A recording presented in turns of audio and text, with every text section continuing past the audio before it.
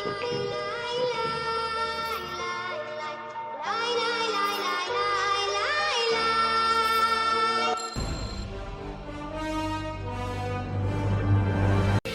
What's up guys, berjumpa lagi bersama Mimin di channel kesayangan kita.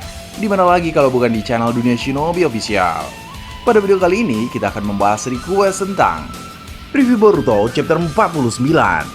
Cerita dimulai dengan memperlihatkan keadaan dalam desa Konoha, di mana para warga masih beraktivitas seperti biasa.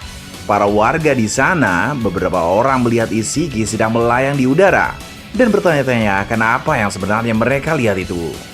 Tiba-tiba para shinobi dengan cepat langsung datang ke jalan untuk menginformasikan kepada warga agar mereka mulai bergerak sesuai perintah. Warga harus segera dievakuasi karena peringatan darurat telah diberikan. Sementara itu, dari udara Isshiki menggunakan Byakugan untuk melacak keberadaan Kawaki. Walau telah berusaha mencari Kawaki dengan kemampuan Byakugan, dia masih belum berhasil melihat bocah itu. Bahkan Isshiki mengeluh, seakan-akan mencari Kawaki sulit seperti mencari jarum di dalam tumpukan jerami. Isshiki menyadari mencari dengan cara seperti itu tidak efisien, yang ada hanya membuang waktu saja. Sementara itu, Shikamaru menerima laporan bahwa para shinobi yang tergabung dalam kepolisian telah mulai mengevakuasi warga. Mereka harus bergerak dengan cepat agar keselamatan para warga desa bisa terjamin. Karena bila warga masih berkeliaran bebas, maka hal buruk berpotensi besar terjadi terhadap mereka. Shikamaru senang para shinobi sudah mulai bergerak. Kemudian dia juga mengatakan bahwa yang akan mengurus Isshiki Otsutsuki hanya Naruto dan Sasuke saja. Memang benar Naruto dan Sasuke adalah dua shinobi terkuat di desa Konoha saat ini. Bahkan mereka berdua shinobi terkuat di dunia sekarang. Namun, apakah keputusan Naruto dan Sasuke saja yang menangani Isshiki sudah benar-benar tepat? Padahal di desa Konoha pun ada beberapa shinobi kuat yang bisa membantu. Tapi mungkin Naruto tidak mau membahayakan mereka sehingga dia memerintah Shikamaru untuk mengumumkan hanya dirinya dan Sasuke saja yang akan melawan Isshiki. Di sana, Boruto masih ingin untuk ikut terjun dalam pertempuran, tapi dengan tegas dilarang oleh Naruto. Kemudian Naruto dengan cepat keluar untuk menghadang Isshiki yang datang ke desa Konoha. Sementara itu, Sasuke masih di dalam ruangan bersama dengan yang lain, tapi dia juga akan menyusul Naruto. Sementara para shinobi sibuk mengevakuasi warga, Isshiki mulai bertanya di mana Kawaki berada kepada para shinobi. Alih-alih menjawab, salah satu shinobi dengan cepat langsung melempar shuriken ke arah Isshiki. Tapi percuma saja karena shuriken itu justru kembali melukainya.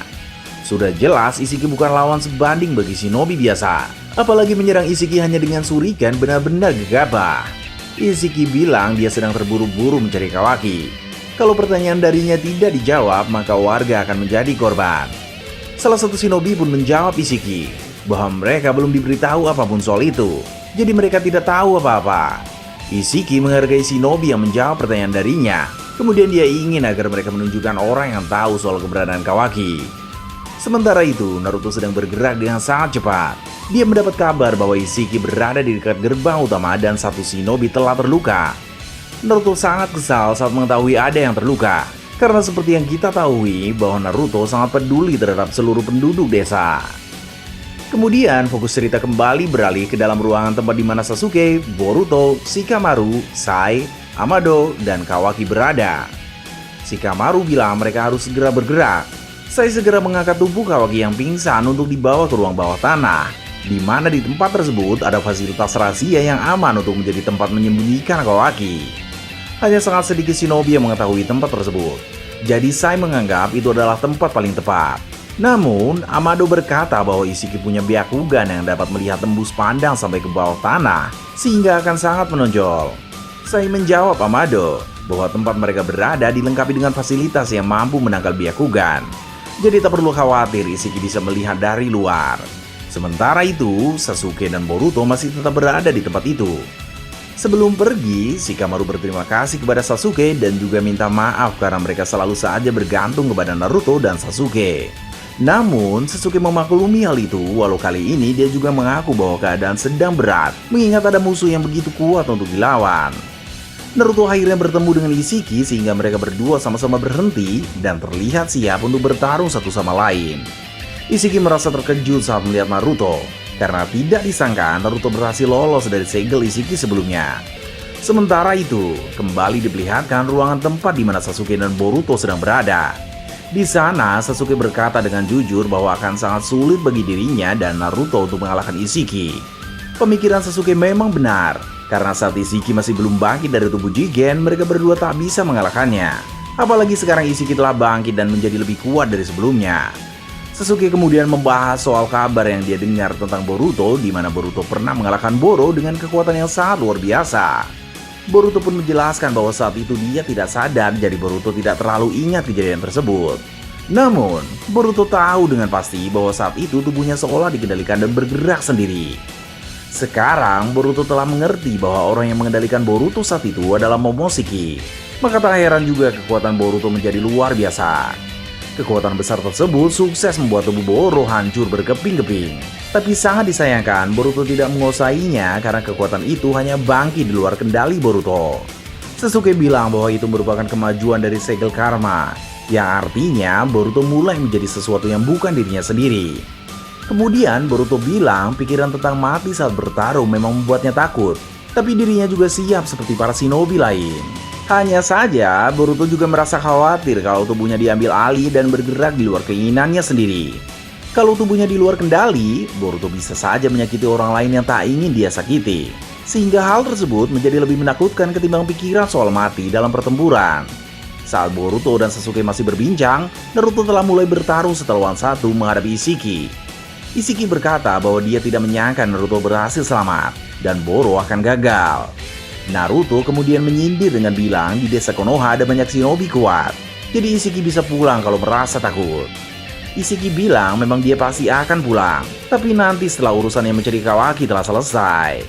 Naruto berkata bahwa Ishiki sebaiknya melupakan Kawaki dan segera menuntaskan urusannya dengan Naruto, yaitu bertarung. Setelah Naruto bilang begitu, Ishiki malah menghancurkan satu bangunan sehingga membahayakan penduduk desa. Ishiki melakukan itu untuk memaksa Naruto memberitahu di mana Kawaki berada. Namun, Naruto maju untuk menyerang Ishiki walaupun serangan dari Naruto bisa dihindari dengan sangat mudah. Ishiki pun menyerang balik Naruto, sehingga pertarungan mereka berdua telah resmi dimulai. Sesuai dugaan, Naruto sangat terdesak saat melawan Ishiki, karena kekuatan besar dari Ishiki terlalu tangguh bagi Naruto seorang diri. Dampak pertarungan mereka adalah kehancuran beberapa bangunan di desa Konoha. Ishiki pun berniat menendang Naruto yang telah terjatuh, tapi tiba-tiba Ishiki berpindah tempat dengan sendirinya. Rupanya Sasuke telah muncul dan menukar posisi tubuh Ishiki dengan dirinya memakai Rinnegan, sehingga Ishiki gagal menyerang Naruto. Naruto bilang Sasuke terlambat dan sempat menduga Sasuke gugup. Padahal jelas bukan itu alasan mengapa Sasuke lama datang. Sasuke pun meminta Naruto melindungi dirinya dengan lemparan senjata entah shuriken atau kunai. Kemudian Sasuke maju ke arah Ishiki. Nyaris bersamaan Sasuke dan Naruto melempar shuriken ke arah Ishiki, tapi semua shuriken dikecilkan dengan kemampuan Sukuna Ikona. Maka serangan tersebut sia-sia. Namun, itu hanya pengalih perhatian saja, karena Sasuke punya rencana lain dengan melempar pedang dari pinggangnya ke arah Ishiki. Pedang tersebut tak bisa Ishiki ubah ukurannya, karena itu bukan pedang melainkan Boruto yang bertransformasi menjadi pedang. Kemudian segera memperlihatkan wujudnya kepada Ishiki. Seperti yang kita tahu, Ishiki tidak bisa mengubah ukuran dari makhluk hidup selain dirinya sendiri. Maka rencana Sasuke bersama Boruto berhasil. Ternyata tadi di dalam ruangan, Sasuke sudah mengobrol dengan Boruto tentang kemungkinan terburuk kalau tubuh Boruto dikendalikan oleh Momoshiki dan melakukan hal-hal yang tak diinginkan. Maka sebagai guru, Sasuke akan menghentikan bahkan menghabisi Boruto kalau perlu. Boruto pun setuju untuk bertarung, tapi sebelum itu dia meminjam ikat kepala milik Sasuke. Sasuke bilang itu benda berharga, jadi Boruto harus mengembalikan benda tersebut nanti.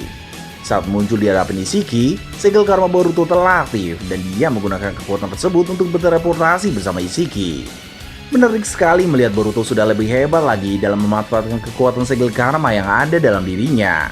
Naruto terkejut melihat itu dan bertanya kepada Sasuke apa yang telah terjadi. Tapi Sasuke bilang Boruto memang telah siap untuk itu. Sasuke berkata bahwa mereka harus cepat mengikuti cakra Boruto agar mereka bisa teleportasi ke tempat di mana Boruto dan Ishiki berada. Boruto dan Ishiki berada di suatu tempat yang bahkan Ishiki tidak tahu itu ada di mana. Ishiki juga merasa heran dan bertanya dalam hati sudah seberapa banyak kekuatan Momoshiki yang bisa Boruto pakai.